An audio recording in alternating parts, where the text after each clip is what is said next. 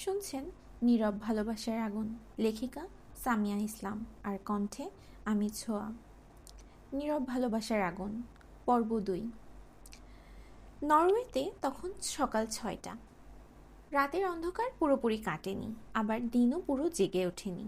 আকাশটা হালকা নীলচে, মেঘ আর আলো মিলে এক ধরনের নীরব রং ছড়িয়ে দিয়েছে চারপাশে।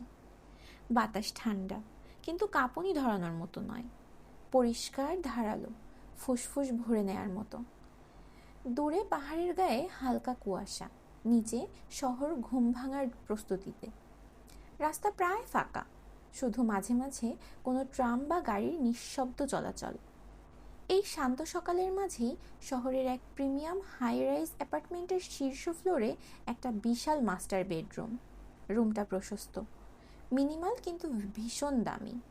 দেয়ালে হালকা অফ হোয়াইট শেড, কোথাও বাড়তি কিছু নেই, যেটুকু আছে সবই বেছে নেওয়া।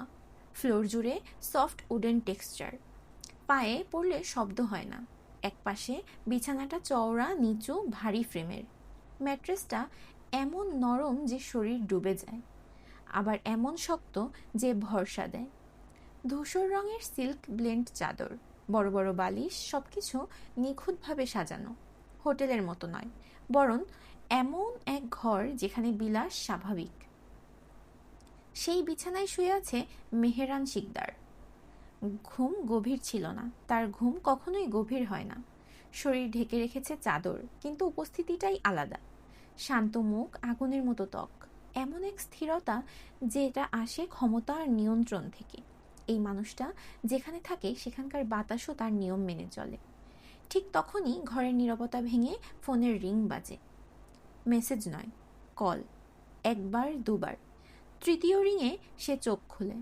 ফোনটা তুলে নিতেই ওপাশ থেকে কণ্ঠ ভেসে আসে, স্পষ্ট, চাপা আতঙ্কে বাঁধা। স্যার, ম্যাম কিডন্যাপ হয়েছে। এক মুহূর্ত, ঠিক এক মুহূর্তের জন্য রুমটা আগের মতোই থাকে। আলো, জানালা, নরওয়ে, শান্ত সকাল। তারপর কিছু একটা বদলে যায়। সে বসে ওঠে। চাদর সরে যায়, বিছানার নরম ভাঁজগুলো শক্ত হয়ে যায় যেন।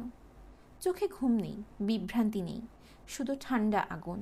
সেই আগুন যেটা শব্দ করে না, কিন্তু সব কিছু পোড়াতে জানে। জানালার বাইরে নরওয়ে তখন শান্ত, আর কেউ এখনো জানে না ভুল জায়গাতে হাত দেওয়া হয়েছে। আগন্তুকের মুখে কোনো রাগ বা অভিমান, কোনো চিটেপোটাও নেই। তার অভিব্যক্তি বোঝা বড়ই মুশকিল। শুধু চোখের গভীরতায় একটা ঠান্ডা আগুন জ্বলে উঠল। মুখের ভেতর বিড়বিড় করে বলল, কার কলিজা এত বড় হয়েছে আমার ফুলের দিকে হাত বাড়ানোর? 5 ঘন্টার মধ্যেই নরওয়ের সেই বিলাসী নীরবতা ছিন্ন করে নিজের প্রাইভেট জেটে বাংলাদেশে নামলো আগন্তুক। আকাশপথে আসার সময়ও তার মুখে কোনো তাড়া নেই, কিন্তু যারা তাকে চেনে তারা জানে এই নীরবতার মানেই ঝড়। অন্যদিকে শেখবাড়ির আদরের কন্যা শুয়ে আছে বিছানায়, মুখে ক্লান্তির ছাপ স্পষ্ট।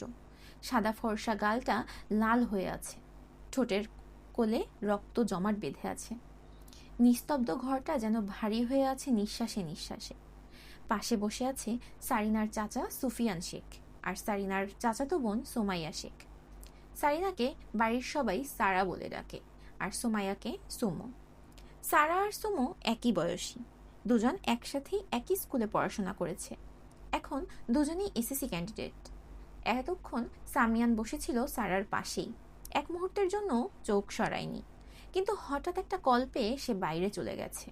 ফ্ল্যাশব্যাক, সারিনা যখন বাইরে বের হওয়ার জন্য দরজা খুঁজে পাচ্ছিল না, তখন হু হু করে কেঁদে উঠেছিল। কান্নার শব্দ পেয়ে সামিয়ান দৌড়ে ওই দিকে যায়।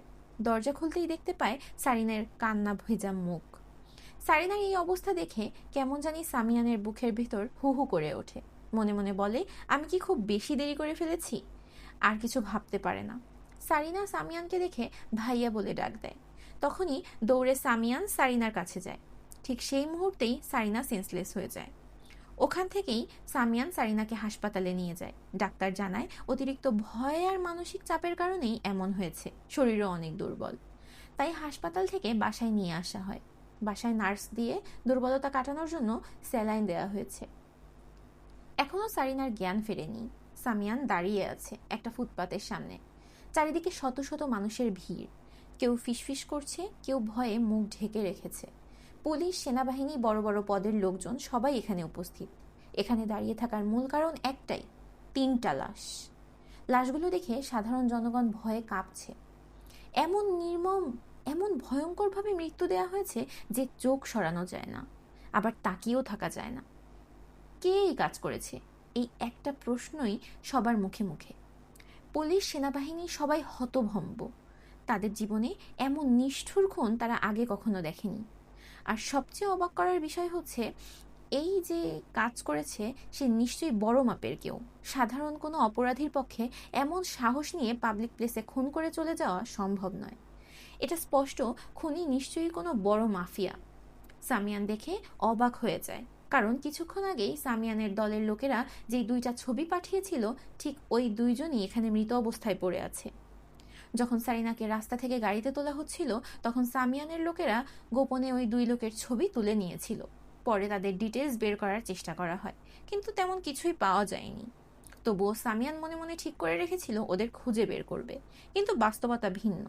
যে লোকটা সারিনাকে রুমে আটকে রেখেছিল, তার সঙ্গে খারাপ কিছু করার চেষ্টা করেছিল, সেও এখানেই। তাহলে প্রশ্ন একটাই, এসব এত দ্রুত কিভাবে সম্ভব হলো? এই কথাগুলোই সামিয়ানের মাথার ভেতরে ঘুরছে। তবে এই লোকগুলোকে চিনতে সামিয়ানের তেমন একটা কষ্ট হয়নি, কারণ কিছুদিন আগেই সারিনার জন্মদিন গিয়েছে। সারিনা মাত্র 15তে পা দিয়েছে। ওর 15তম জন্মদিনে সামিয়ান সারিনাকে একটা ঘড়ি গিফট করেছিল। ওটা কোনো সাধারণ ঘড়ি ছিল না। ঘড়ির ভেতরে এমন এক সিস্টেম বসানো ছিল যেটা দিয়ে সারিনা কখনো কোথায় যাচ্ছে সব লোকেশন জানা যায়। শুধু তাই না, সারিনার সামনে কে আছে সেই মানুষটার মুখও লাইভে দেখা যায়। যখন সারিনার লোকেশন ট্যাগ করা হয়, তখন দেখা যায় একদম নির্জন শূন্য একটা এলাকায় সারিনার অবস্থান দেখাচ্ছে। চারপাশে কোনো বাড়ি ঘর নেই, মানুষের আনাগোনা নেই। এটা দেখে সামিয়ানের বুকের ভেতর হঠাৎ করে ভয় ঢুকে যায়। এক মুহূর্ত দেরি না করে দলবল নিয়ে সে দ্রুত সেখানে পৌঁছে যায়। ঠিক তখনই চারিদিক থেকে গুলির আওয়াজ ভেসে আসে। গুলির শব্দ শুনেই যে লোকটা সারিনাকে আটকে রেখেছিল সে সারিনাকে ছেড়ে পালিয়ে যায়। পরে সামিয়ান সারিনার ঘড়ির মাধ্যমেই আবার দেখতে চেষ্টা করে কে সেই লোক যে তার চাঁদের দিকে হাত বাড়িয়েছিল, তার চাঁদকে কলঙ্ক দেওয়ার চেষ্টা করেছে। আবার মনে মনে বলল, আমার চাঁদকে কলঙ্ক দেওয়ার অধিকার শুধু আমারই। যখনই ল্যাপটপের স্ক্রিনে লোকটার মুখ পরিষ্কারভাবে দেখতে পায়, সামিয়ান একটু অবাক হয়ে যায়, কারণ এর আগে সেই লোকটাকে কখনো দেখেনি। নাম কি, ঠিকানা কি, কিছুই জানা নেই। তাদের সঙ্গে কোনো শত্রুতা আছে কিনা বা কেন এই কাজ করেছে কিছুই বোঝা যাচ্ছে না। তাই সামিয়ান নিজের লোক পাঠিয়ে দেয় এদের খোঁজে। সে নিজেই সব তথ্য বের করবে, নিজেই শাস্তি দেবে এই অপরাধের, সেই সবে মৃত্যুতে। এই সিদ্ধান্ত সে আগেই নিয়ে ফেলেছে, কিন্তু তার আগেই কেউ ওদের দুনিয়া থেকেই সরিয়ে দিয়েছে।